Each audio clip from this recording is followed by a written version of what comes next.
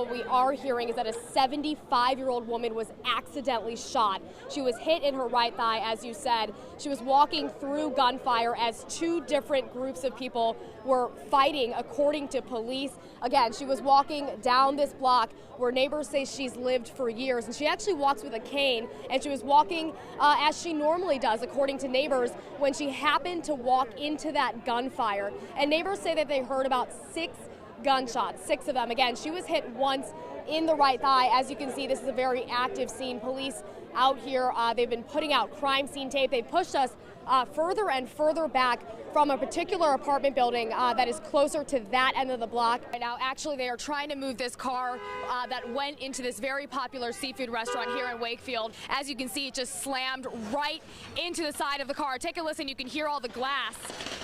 Staying cool in this heat. I mean, I'm getting, okay, I wasn't expecting that. Okay, I'm being attacked. Okay. So this is happening. This is the first time they're bringing the Good Friday celebration out here on the streets, outside of the church, to celebrate with the entire community. Take a look. Police say they pulled 9 dogs from this van here. You can see there is a lot of trash and multiple dirty cages. Yeah, Eric, and we just got here just moments after those shots were fired. The good news is the rain is over, as you mentioned, but the bad news is all of this. We are dealing with some major flooding. You can see what I'm standing in. Almost looks like a lake. Witnesses are telling us that they saw that car come out of nowhere, speeding down Morris Park Avenue, flip over a parked car and smash directly into that fence behind me. You can still see that car there. We're told by officials that it has killed 1 person and injured 6 other people. Oh yeah, Roger, we're definitely feeling the burnout here. Take a look. This is just a tiny portion of all the people that are expected to come to St. Mary's Park here in Mott Haven. Ready, hyped up for him to come out on stage. A lot of them supporters, but some of them not so much. I have Phil and Jay here, father and son. Oh, and you can hear that the people are cheering. I don't know if you can still hear us on our mic, but father and son from City Island here in the Bronx. So Phil, I hear you're trying to convince your father to feel the burn, right? Tell me why. As you can see, she's setting up for that live shot. Rena, tell us and describe the scene as you're on the ground right now. All right, Magdalena, we don't have a lot of details right now. What we are hearing is that 2 cops have been shot, 1 in the head, possibly in serious condition. They have been transported to Lincoln Hospital, but let me show you this scene here. Absolutely terrifying. Witnesses say their 65-year-old neighbor, known as Miss Norma, was standing right here behind me and talking to her daughter when out of nowhere, a brick came falling at least 5 stories and hit her right in the head. They say she fell to the ground so hard they actually heard her hit the sidewalk, and she was shaking so violently they thought she was having a seizure. And they tell us she was immediately covered in a pool of blood. As this entire community just shaken by 4 perfectly stacked shoe boxes that were right next to this tree stump. They were curious about what was inside, but nothing could prepare them for what they found. People are just flooding in and they are so pumped. And I gotta say, I'm getting in the spirit a little bit myself. Check out my very own Garth Brooks hat. Oh yeah, I came prepared. I knew exactly what I wanted, because if you're a true Bronxite, you know that this heat means one thing: City Island seafood. Take a look at this. I've got fried shrimp, lobsters, clams, fries, obviously some cold drinks because it's so hot out here. You probably never guessed that I'm just hanging out in this freezing weather on this heart seat, but let me tell you, these barriers here on this piece of art are a great way to hide out from the wind. You can see people are bundled up out here wearing scarves, hats. Well, gone are the days when I was right inside that studio, just like you guys, all warm and toasty. No, I'm just kidding. I was in there not too long ago, but being out here for just a couple of minutes feels like forever. I've been like jumping up and down, trying to do whatever I can to stay warm, because this wind here, it's still going strong. That's right, Jess. As more time goes by, more of these trucks here continue to pull up. The emergency service unit here, the crime scene unit, and several detective cars. Some of the cops even taking hammers and drills out of this truck, bringing them right into the Sagamore apartments here, where dozens of investigators are trying to figure out what exactly happened to 69-year-old Patricia Myers and where the retired Bronx nurse could be. Since Tuesday night, investigators have been working around the clock after they say she disappeared about a week ago and was last seen at her second-floor apartment. And it was there where one of our police sources tell us a hound dog picked up the scent of blood in her bedroom. Meanwhile, police are searching for her 42-year-old nephew, calling him a person of interest and telling us they want to question him in this case. The super says her nephew had lived with her briefly and that he last saw him about a week ago, but since then he hasn't been around. I'm wondering, because the guy don't look too tight in the head, you know, like all the lights on, nobody's home. He said she was in the hospital because she had bad lungs, and they checked all the hospitals, couldn't find her. So where could you be?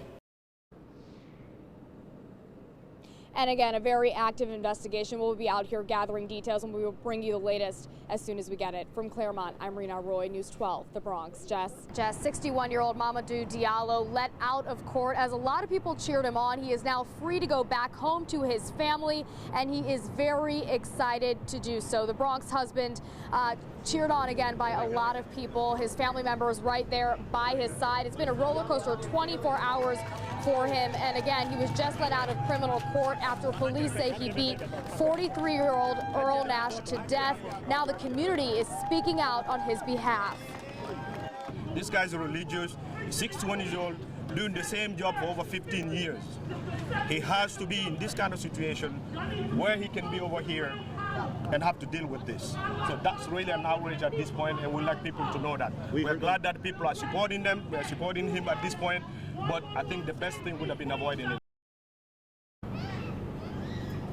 And earlier on Tuesday, the Bronx man was arrested at the 42nd precinct and facing manslaughter charges after, again, police say he beat 43-year-old Nash to death in his Washington Avenue apartment building. This is video you first saw here on 12. You can see he is beating shirtless Nash with a tire iron. It all happened at 10 o'clock Monday night when his wife, Nenegale, called him frantically, saying a man was trying to rape her, attacking her, and tearing off her clothes. And the family spokesperson also said that Diallo, again, is just very thankful to be at home with his family. He is expected to be back in court on June 27th. From 161st Street, I'm Rena Roy, News 12, The Bronx. Jess? Right, those two suspects right behind these cars here just crouching, waiting for their target until they jumped out and shot their victim multiple times right here next to this building. And look at this dramatic video. You can see it all unfold. The victim walking by on the left corner of your screen just before 3 a.m. and moments later, the gunman attacking him, shooting him in the groin, head, and arm. You can see he just lies on the ground for a while, bleeding, twitching, trying to get up, but unable to. Neighbors say they heard him screaming for help until this man, a security guard for the construction site, walked up and called 911. And he waited with the 37-year-old victim until police arrived about 5 minutes after the shooting. They rushed him off to Lincoln Hospital, where he is now in critical condition. And neighbors, meanwhile, absolutely terrified because the building super tells me those bullets actually almost hit these windows here where families live with young children. Meanwhile, police are still on the hunt for those two suspects. From Mott Haven, I'm Rena Roy, News 12, The Bronx. Yeah, Roger, we're hearing that one man was shot and it was just steps outside of our News 12 newsroom. And it happens as any breaking news happens. We hear it on the police scanner, then we go to the scene. But this time, it was just steps away from our workplace. And we actually saw the victim on the ground out here clinging to life. Emergency workers giving him CPR. He did not appear to be conscious. And we are told that he is not doing well. We actually saw him rushed off to the hospital. And as for the gunman, he's still on the loose. Police say he ran down Story Avenue after witnesses heard about 6 to 7 shots ring out one after the other. And again, that victim in critical condition. And as you can see, investigators are still out here. They're placing evidence markers all over this scene. It's a very active investigation because this man, he's still on the loose with this victim in critical condition. And one witness told me that the victim looked to be about 20 years old. We don't have any confirmation on that, but he again appeared not to be conscious. And this happened actually just steps away from the 43rd precinct and around 3 p.m., which is when students are getting out of school. And this is right in front of the James Monroe House. It's a very busy intersection here at Rosedale and Story Avenues. So it actually gathered quite a big crowd. This crime scene is a big scene, and there were about 30 to 40 people who live here just absolutely terrified watching this happen right in front of where they live. And again, this is a very active investigation. We're going to be out here gathering details to find out more, and we will bring that to you as soon as we get it. But again, one man is shot. He is in critical condition. The gunman still on the loose.